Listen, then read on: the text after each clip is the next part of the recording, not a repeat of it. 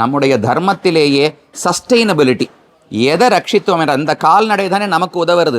பயிர் உழுவதற்கோ அதுக்கு மேலே பயிரிடுவதற்கோ எல்லாத்துக்கும் அந்த மாடு உதவுகிறது. அதை பார்த்து நம்ம குடும்பத்தில் ஒருத்தரை போல ரட்சித்தோம் என்றால் அந்த நெருக்கம், அந்த புண்ணியம்னு ஒரு பக்கம் இருக்கட்டும். கண்ணன் ஆனந்தப்படுவாரோ இல்லையோ, நான் தொட்டு வளர்த்த மாடை இந்த பக்தனும் வளர்க்கிறான், அவனுக்கு எனக்கு பிடிச்சது பிடிச்சிருக்குன்னு கண்ணன் ஆனந்தப்படுவார். அதுக்கு மேலே எல்லா நன்மைகளையும் அவரே தான் கொடுக்க போகிறார். ராஜகோபாலனுடைய பார்வை நம்ம பேரில் படணும்னால் பெரிய படிப்பு எழுத்தெல்லாம் தேவை கிடையாது.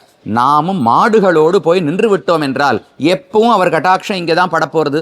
கோசாலைக்கு வந்தாலே கோபாலனுடைய கட்டாட்சம் கண்டிப்பாக கிடைக்கும். அதனால் அனைவருமே நீங்கள் எந்த ஊரில் இருந்தாலும், இப்போ சம்பரோக்ஷணம் நடக்கிறது, எல்லாரும் சேவிக்க வருவீர்கள். இன்னும் எத்தனை நாளைக்கு வந்தாலும் வந்த உடனே கோசாலையும் வந்து பார்க்கணும். எல்லாம் நன்னா நடந்துட்டு இருக்கா, நம்மால் ஏதாவது பண்ண முடியுமா என்று எல்லாரும் பரணம்னு பிரார்த்தித்து கொள்ளுகிறேன். அடியனுக்கு இன்னைக்கு இந்த பாக்கியம் கிடைத்தது.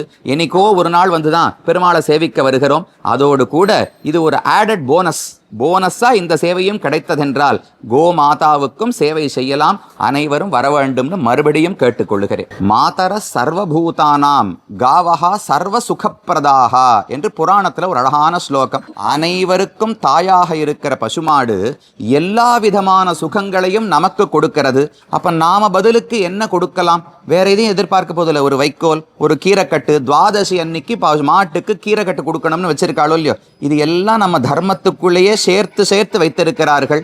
Mutual benefit. நமக்கு பசுமாடுனால நன்மை, நாம் அந்த பசுமாடை ரட்சிக்க வேண்டும். இதுதான் நம்முடைய சனாதன தர்மத்தில் ஒரு யூனிஃபைடு கான்செப்டா ஏற்படுத்தி வச்சிருக்கா.